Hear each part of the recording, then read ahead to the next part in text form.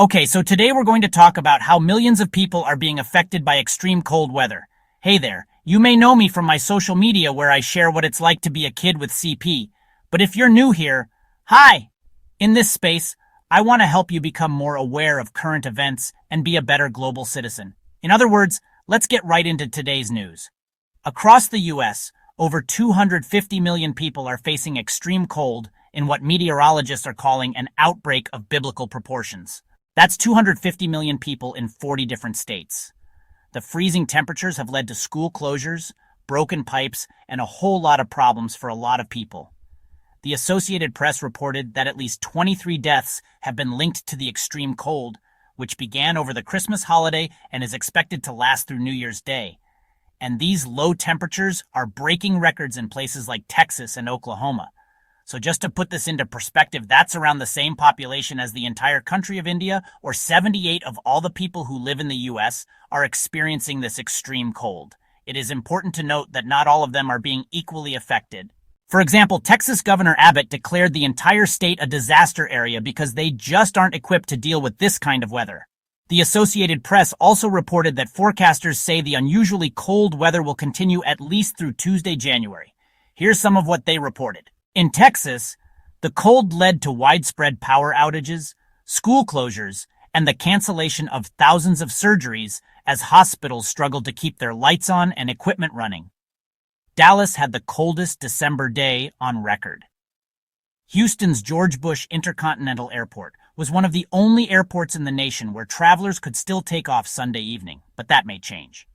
In Chicago, a homeless man was found dead of cold exposure, officials said. At O'Hare International Airport, nearly 200 flights were canceled or delayed due to the weather. A two-day music festival in the city was postponed indefinitely.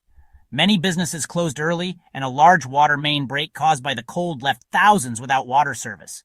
In Detroit, the cold was so intense that authorities temporarily shut down parts of the freeway because it wasn't safe to drive in. Some families in Detroit who don't have heat in their homes are staying in hotels. In Buffalo, New York, the mayor declared a state of emergency after more than 10 inches of snow fell on the city. Officials urged residents to stay indoors, and the city opened warming centers. And in Vermont, a local TV station reported a propane shortage in part of the state because people are using up their supplies trying to stay warm. As you can see, this is impacting millions of people and even the economy. There are several reasons why this is happening. One reason is that a polar vortex has descended over the northern U.S. this month. A polar vortex is a pocket of very cold air that normally stays bottled up near the North Pole. But once in a while, the winds that contain it weaken and then it breaks apart. When this happens, the frigid air rushes southward. The second reason is that there's a weather phenomenon called an omega block. And according to meteorologists, an omega block forms when two areas of high pressure form on either side of a low pressure center. The result is a stationary system that prevents other weather patterns from moving through. And so you end up with lots of rain or snow on one side and unseasonable cold on the other side. Now, let's talk about the causes of climate change because this is also a good time to learn about how the climate crisis is affecting our daily lives. As you may already know, the vast majority of scientists agree that human activity is causing the climate to change. Since the Industrial Revolution, we humans have burned fossil fuels like coal and gas and oil to power our cars, factories, and homes. Well, burning those fuels releases gases into the atmosphere, including carbon dioxide. As a result, the planet's average temperature is now about 1 degree higher than it was in 1900. And most of that extra heat has gone into the oceans, causing rising sea levels and less snow and ice in the Arctic. But here's the thing. Climate change is already affecting all of us, even if you don't live in a coastal community or somewhere that's experiencing more extreme heat waves. What I mean by this is that weather extremes are becoming more common. That means more droughts, floods, storms, and yes, more cold outbreaks.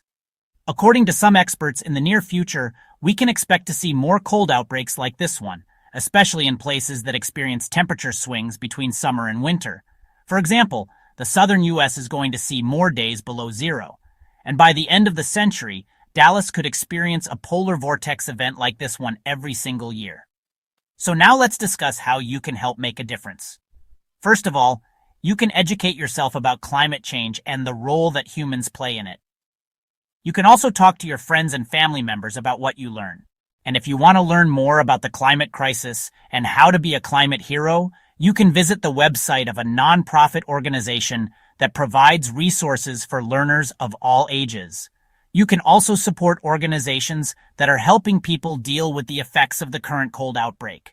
For example, you can donate clothes, blankets, and food to local shelters, or you can volunteer your time.